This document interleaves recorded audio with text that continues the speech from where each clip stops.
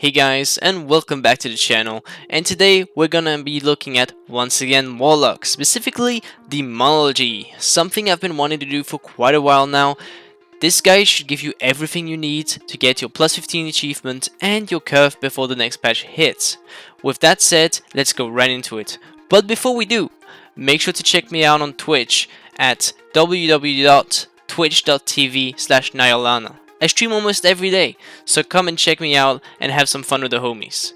With that said, let's go back to the video. As always guys, I hope you enjoy.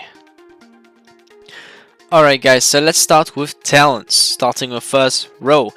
Demonic Strength. Infuse your Felguard with Demonic Strength and command it to charge your target and unleash a Felstorm that will deal 400% increased damage. Now, Felstorm is AoE capped to 8 targets, so this ability is specifically very strong in keys under 14, and I would usually recommend to use it if you're not too sure how the Dreadlash or other talents work. It's a very strong talent, does a bunch of damage, and it's definitely usable. Second, we have Bile Scourge Bombers. They open a portal to the Nether above the target's location, from which several Bile Scourge will pour out and crash into the ground over 6 seconds, dealing a bunch of damage to all enemies within 8 yards. Now this used to be the go-to for quite a long time in BFA. That is no longer the case. I have almost never seen anyone play with Bile Scourge Bombers this entire expansion, or at least the start of the expansion. Moving on to Dreadlash. When your Dreadstalkers charge into battle, their Dread Bite attack now it's all targets within 8 yards and deals 25% more damage. This might seem very small, but this is actually huge because you use Dreadstalkers on cooldown so you can get your demonic procs going. So the idea is you just get a lot of damage, it's not AoE capped, and also there is a Conduit that gives you a chance to proc a second Dread Bite when they charge in, doing twice the amount of damage, making this talent very huge. So usually I recommend this talent or Demonic Strength for M+. And when it comes to raiding, that heavily depends on the boss, but Demonic Strength for single target, Dreadlash for multi-target. Next up, we have the second row, starting with Doom. Doom is an ability that only sees play in PvP because Doom lasts for quite a long time. It lasts for exactly around 19 seconds before it actually ticks and does damage. A majority of the time, mobs will just die before that even happens, and it's not a reliable way of generating shards because you're not gonna keep track of Doom on like 60 targets. So Doom doesn't see much play in PvE, but when it comes to PvP, Doom can be pretty awesome if your enemies don't have a cursed spell. Next up, Power Siphon. Power Siphon instantly sacrifices up to 2 wild imps, generating 2 charges of Demonic Core that cause Demon Bolt to deal 30% additional damage. Now, this is not a choice that's used very often. I've seen it being played a lot more in PvP than I have in PvE, and generally it's the lackluster choice in this talent row. Up next we have Demonic Calling, the PvE option to go for. Shadow Bolt and Demon Bolt have a 20% chance to make your next Call Dreadstalkers cost 2 fewer soul shards and have no cast time. This is huge and goes hand to hand with Dreadlash. But even if you're not using Dreadlash, this just is amazing because that's less soul shards you have to waste on your Dreadstalkers, and it's also a cast time you don't have to do. That means all the soul shards can be spent into making more well imps via your Hand of Gul'dan. Next up we have the utility row, and as always here, go for what you will be using. If you're not using a talent, don't choose it because I tell you to or someone tells you to. Pick what you're actually going to be using, and if you're not sure, go for Demon Skin. Starting with Dark Pact. Sacrifices 20% of your current health to shield you for 250% of the sacrifice health, plus an additional amount. Usable while suffering from control impairing effects. Now this is the dungeon go-to, especially if you can prevent damage from Pride for example, or for specific mechanics from mobs or bosses. Burning Rush increases your movement speed by 50%, but also damages you for 4% of your maximum health every 1 second. Movement impairing effects may not reduce you below 100% of normal movement speed. Lasts until cancelled. Now this is mobility on demand, and generally it's a decent choice, but you have to use it in specific scenarios for it to work. So you'll be using it on fights like the Nafrius because you have to put down a gate, but you don't need the mobility like for the rest of the fight, so you won't be using it during that time. So Burning Rush is the more niche pick, and you tend to use it at specific moments in a raid fight or in dungeons if you need the mobility. Lastly, we have Demon Skin, the passive go-to because it's the easiest one to play around, and generally, unless you're doing really high keys, Demon Skin works, so why change it, right? Your Soul Leech absorption now passively recharges at a rate of 0.5% maximum health every 1 second, and may now absorb up to 15% maximum health. So, to be blunt, you generally have 15% extra health on top of your general health, which is extra survivability for the entire dungeon, and will probably give you more value than any of the other talents, but the other talents are more situational. Next row, we have Summon Vile Fiend. Summon a Vile Fiend to fight for you for the next 15 seconds. Now, this is the go-to choice because it goes hand to hand with a talent I'll be mentioning later, which is Demonic Consumption, and the reason as to why you actually have a burst as a Demonology Warlock. Soul Strike. Command your Felguard to strike into the soul of its enemy, dealing a bunch of damage and generating 1 soul shard. Now with the way the builds are right now, this does not see play. It used to see a lot of play in BFA, but that is no longer the case. Dreadbite. From the Shadows. Dreadbite causes the target to take 20% additional Shadow Flame damage from you for the next 12 seconds. Now, this does see some play sometimes, and could be used especially if you need more constant damage, because this means that it increases the damage of Implosion, it increases the damage of Hand of Gul'dan, of most of your spells, because most of your spells are actually Shadow Flame damage. Up next we have the CC row. Terrifying Owl, causing 5 enemies within 10 yards to flee in fear, disorienting them for 20 seconds. Damage may cancel this effect. You will never use this in PvE. The only place you use this is in PvP, quite clearly. Because in Shadowlands, everything is undead, so using an AoE fear tends to be quite bad. Unless you have a specific pack that you need the fear and the rest of your team doesn't have something, you most likely won't be playing this. And let's not even talk about raiding, because who needs AoE fear in a raid? At least I haven't seen that many bosses that need it, so I won't be mentioning it about that. Next up, we have Mortal Coil, your PvE go-to option and a potential option as well for PvP. Horrifies an enemy target into fleeing, incapacitating them for 3 seconds and healing you for 20% of your maximum health. Generally a good choice because it just gives you health back and it acts like a stun, but instead of being stunned and staying where the mob is, it starts fleeing away from you. Dark Fury. Reduce the cooldown of Shadow Fury by 15 seconds and increases its radius by 2 yards. A decent option if the other two just don't see any play for you. Next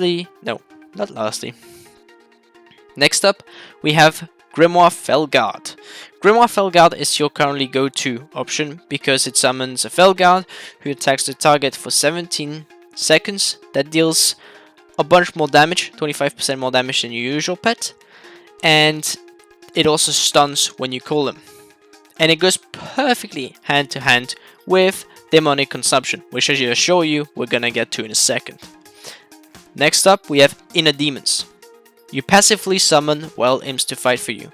They have 10% chance to also summon an additional demon to fight for you for 15 seconds.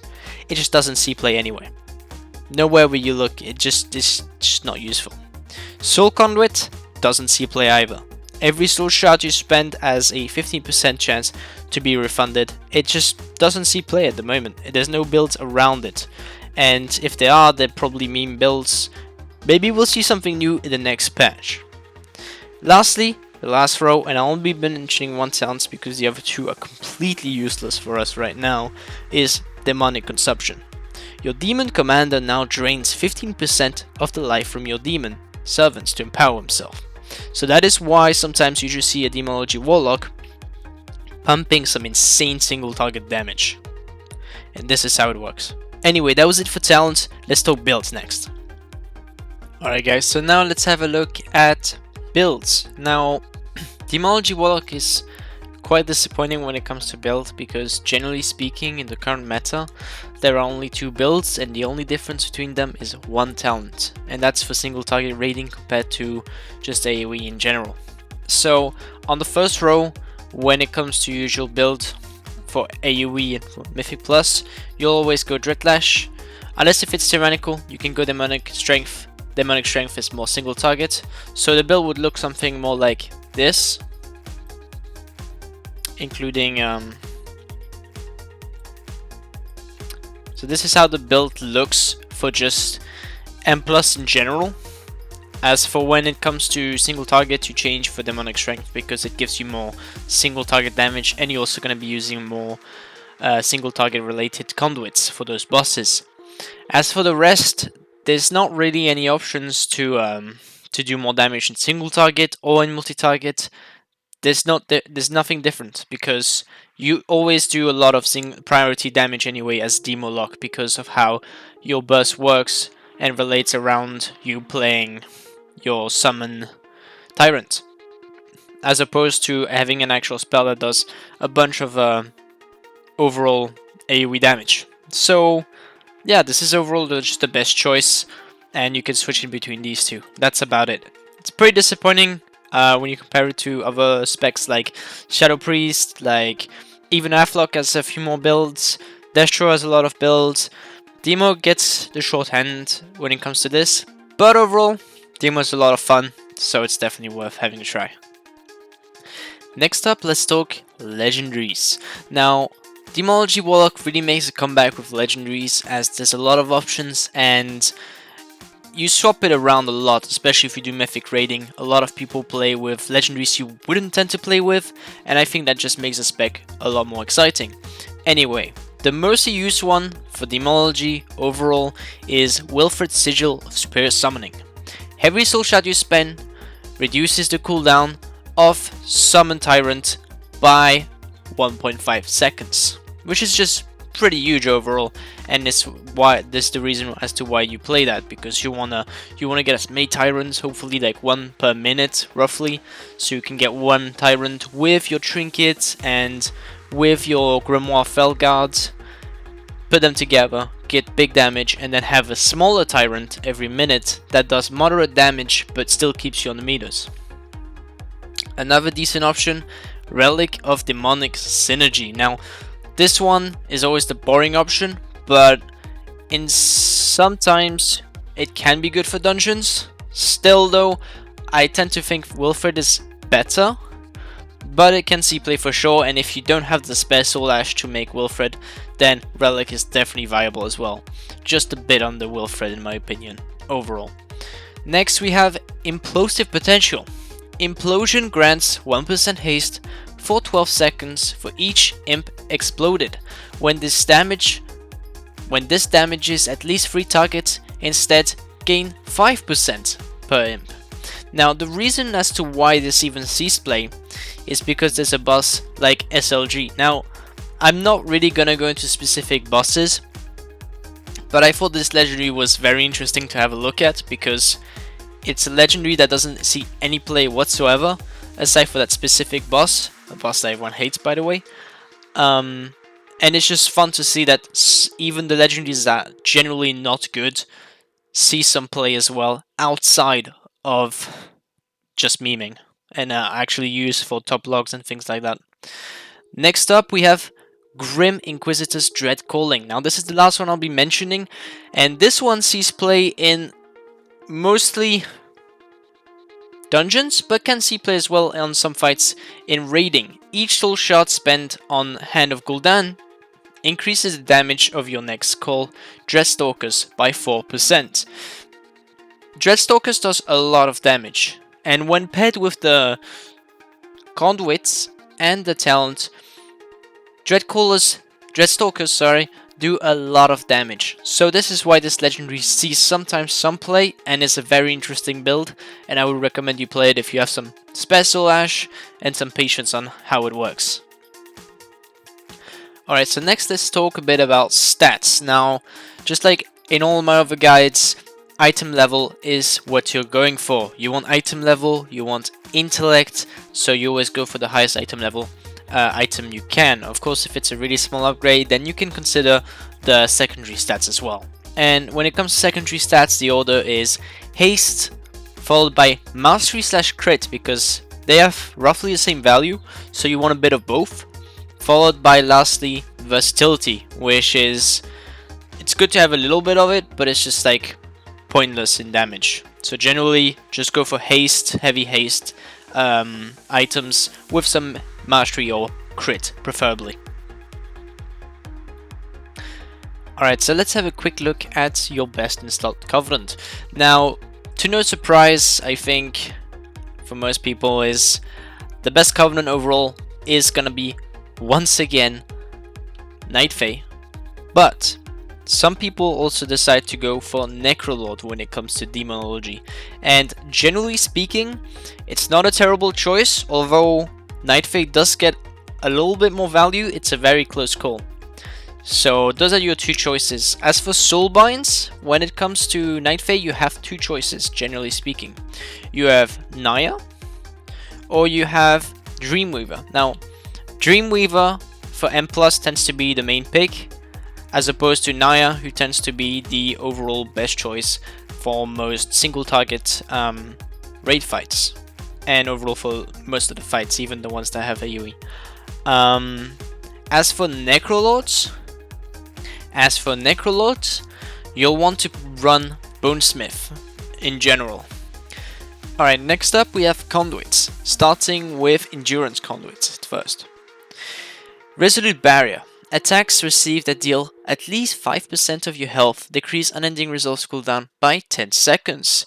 Cannot occur more than once every 25 seconds. This depends on the item level, of course. Generally, this is the go-to choice, especially for dungeons. This is the dungeon's choice when it comes to Endurance Conduit. Not much else to say, it's just overall good, makes your unending resolve more usable and more reliable overall in a dungeon scenario. Sometimes as well in raids, but in raids we have a better option we shall come to in just a minute. Next we have Accurate Vitality. I'm sorry if I say any of these names wrong, but sometimes I just mess up with names. I'm pretty bad with names, really. Yeah. Anyway, Drain Life heals for an extra amount drained over 8.6 seconds. So you just heal a bunch more from draining. Now, draining overall, it's just bad. You just never do that because in most PvE scenarios you have a heal. Now this in PvP, especially if you play Affliction, sometimes sees play, but outside of that you just never play it. And for Demo it's just completely useless, and you'd rather play Resolute Barrier, you'd rather play the next option which I'm going to mention in a sec.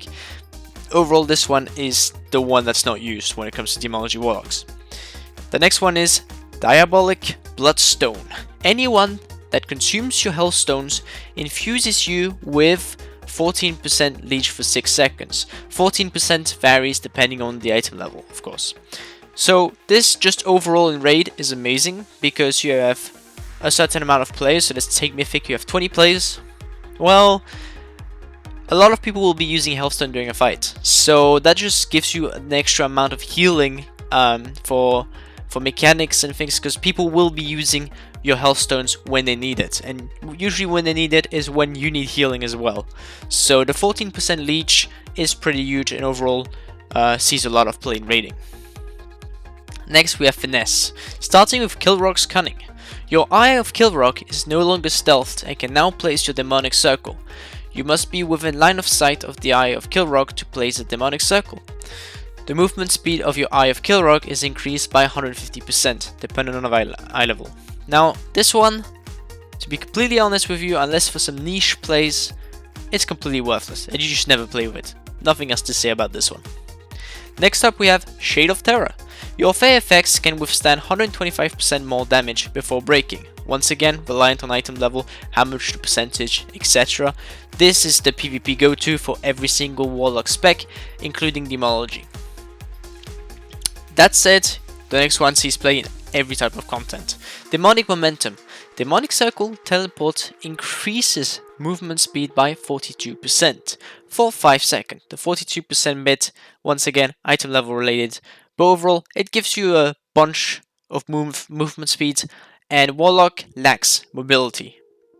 So this is overall just useful because you can TP and then use it to either get the mobility increase or just use it to get away and have that little bonus mobility to not care about mechanic. So very good choice overall. Next we have Fell Celerity.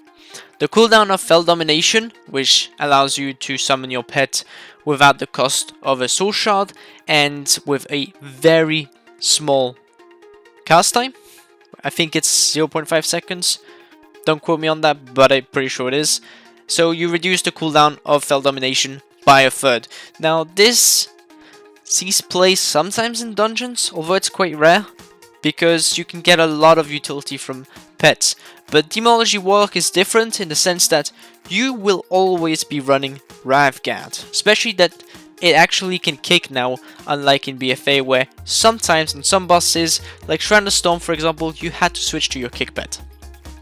So Fell Celerity rarely sees play for Demonology, but hey, maybe for a niche play, for a double kick niche play, could be potential. There could be potential for something there.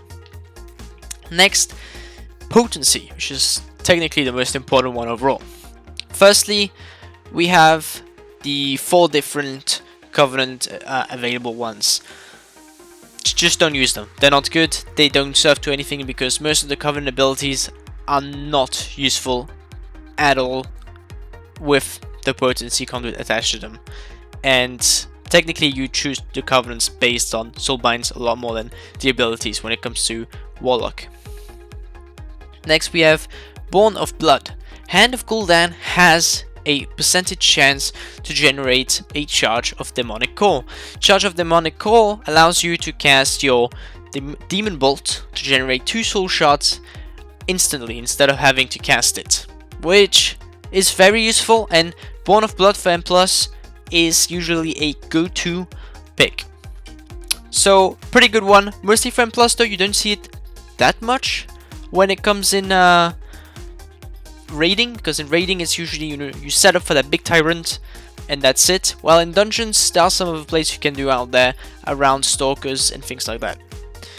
Next up we have Carnivorous Stalkers. Your Dreadstalker's attacks have a percentage chance, pretty low, under 5%, to trigger an additional Dread Bite. Now this paired with the talent on the first row, Dread Lash, is insane and can do some incredible damage, which is why most people tend to go with this one when it comes to M+, because if you throw your Dreadstalkers out there and it procs, it doubles your damage, and we're talking like 15k second damage on opener, which is overall for Demonology Warlock in AoE, it's pretty good. It's a pretty good way to go about a pack. Next up, we have Fell Commando. Your Felguard deals 10.5% more damage and takes 10.5% less damage, which is once again dependent on item level. Overall, this is the single target option, something you see a lot of when it comes to raiding for most bosses. Sometimes can see play as well in tyrannical weeks and dungeons overall, but I feel like it's more of the raiding choice because your Felguard will be doing a lot of damage. Lastly, we have Tyrant's Soul. After your Demonic Tyrant expires, gain a stack of Demonic Core and increase the damage of your demons dealt by 14% for 15 seconds, depending on item level. This is quite good sometimes with specific raid fights. I've seen some people play it on the Nafrius, I've seen some people play it on SLG. It's really dependent. It does see play in some content, Bear in mind though, if you're a PvPer, this can be dispelled, so it's not that great depending against what comps you're facing, etc. But overall, this is a PvE guide, so I'll stick to that. This is the one that's not used compared to the other three, but still, check the logs for rating and things so you know if you want to be using it or not. Alright, now let's talk Mastery for a quick second to give you an idea of what it does. Mastery simply increases your pet damage. Nothing too fancy, nothing to play around. It just flat out increases your pet damage. Nothing much to say here. Alright guys, so now let's have a look really quickly at some of the basics when it comes to Demonology Warlock, because what happens to a lot of players when they go onto Demonology is, you know, they press buttons and they're like, wait, this shit does no damage whatsoever. So the thing with Demo, it's a bit of a scripted. You need to know like the priorities and what you're gonna be needing to do to actually like get any sort of decent damage. So the way Demo works is there's a few key things you need to keep in mind. So when you use your Cold Dreadstalkers and they end in 12 seconds, you're gonna get something that's called a Demonic Core proc. Now, what a Demonic Core proc does for you is it allows you to cast, as I mentioned earlier, Demon Bolt instantly and generate 2 soul shards, which is going to be super useful to do something that's called Imp Cycles. Imp Cycles is the demons that are generated from your Hand of Gul'dan, and they're going to allow you to do both Implosion, which is some decent and moderate AoE damage, as well as buff your Tyrant when you're preparing for a burst. So the idea overall is, when you go into a fight, is have what you need to do in mind. So let's say your Tyrant is coming off cooldown in 15 seconds and you have 5 soul shards, then the idea is going to be to actually use everything for your burst, so then you can start bursting and you can use your Tyrant to then increase the amount of time your demons are gonna be up for, because that's what Tyrant does. It increases the duration of all your demons by 10 seconds, which is a lot of damage, and overall all your demons also buff your Tyrant, which increases its damage, which is gonna be mostly your main source and of income single target damage. Now overall, Demo relies a lot on you being able to have as many Demonic Core procs. Demonic Core procs just allow you so much. They just allow you to quickly be at full shards again, to then reuse them and get, you know, your Hands of Gul'dan into a Demonic Core proc, into another Hand of Gul'dan, and get your Imp Cycles going. Now, what is an Imp Cycle, you might be wondering? An Imp Cycle, there's 2 different types of Imp Cycle. So let me just build up some soul shards real quick. And what we're gonna do is, once you have 5 soul shards, what you can do, and this is called an Imp Cycle, you can use your Hand of Gul'dan into Demon Bolt, into Hand of Gul'dan, into Demon Bolt, into a final Hand of Gul'dan, so you have 9 imps. Now these imps you can then implode to do AoE damage. Not only that, but let's say the pack is just about to die. It has like this one last mob, it's not that biggest mob in the world, and it's about to die in like, let's say 10 seconds. Well, technically what you can decide to do is quickly build up some imps, so then you can use those imps in the next pack for your next Tyrant. Now, priorities. Okay, so how does this work? That's great. I've got Tyrant, which is a 1.5 minute cooldown demon, which is your main source of burst, along with Grimoire Felguard. That's great. So how does this work? The way you start bursting is, first of all, you want to have some Demonic Core procs usually. Unless you're really trying to get the burst out, you know, you're on the Pride, you're not sure you're gonna kill the Pride, your group is struggling, you just lost someone, you know, you can just pop everything and quickly kill the Pride. So the idea when you do this is you want to be exactly at 5 soul shots, and then what you want to do is you use your Soul Rot ability and get all your demons up. Use your trinket, which most of the time will be Ruby, use all of your soul shots on demons, and then use your tyrant and keep making imps. Now, usually what happens when you do this is the pack will die out and you'll have a bunch of imps ready for the next pack, which you can then decide to implode on the next pack to get a maximum amount of damage. And that's a bit of the idea. So how does it work? Do we have like the other specs, you know, you have a mini burst into a bigger burst every 2 minutes? How does that work? Well, when it comes to Demonology, you have 2 different types of burst. You have the Summon Demonic Tyrant with your 2-minute cooldown, Grimoire Felguard, and your unused trinket, which most of the time will be Soul Letting Ruby. And then you have a smaller Tyrant, which is going to be along with your Soul Rot, and it's going to be with your Vile Fiend, which is one of your talents over here. Same with Grimoire Felguard. So the idea is, if you're going to do a small burst, let's just build up some shots before my Tyrant comes back off, real quick. If you're going to do a small burst, the idea is, come in, you send your dogs, you quickly use your soul shards, and then you summon your Tyrant. Job done. There's not much else you can do, and then you get as many demons going, etc. Now the damage is going to be quite moderate because, you know, you don't have your trinket and you don't have the extra demon for extra damage on your Tyrant, but it deals enough damage that it's worth using, and also it gives you a big implosion on the next pack, which is always worth. Now for your big burst, all you have to do is add an extra Grimoire Felguard and your trinket to do maximum damage. Lastly, things to keep in mind while playing Demo. Demo always plays Wrathguard, but sometimes you can technically change your demon to Imp to remove debuffs, for example, if your healer needs help on that. So I'm thinking the Lich boss, for example, in Theatre of Pain, last boss of Spires, first boss of Spires, they will have, you know, like abilities that give 2 debuffs around the group, which is one for like one person and one for another person, and you can remove one and your healer can remove another one, which is always something to keep in mind. You have a lot of utility, like your gate, also very important on some bosses. Gate can be very useful for your group. Healthstones, remember to put healthstones at every time. This is something too few warlocks do, but it's so important. Having everyone have a healthstone might actually keep them alive for the next pack, which is just super important.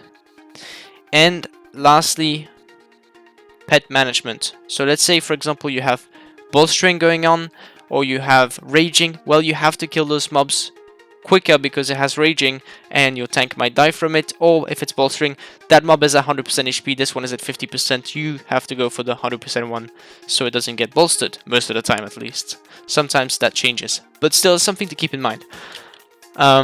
So yeah, that's about it. So thank you very much for watching, guys, and I'll see you in the next one.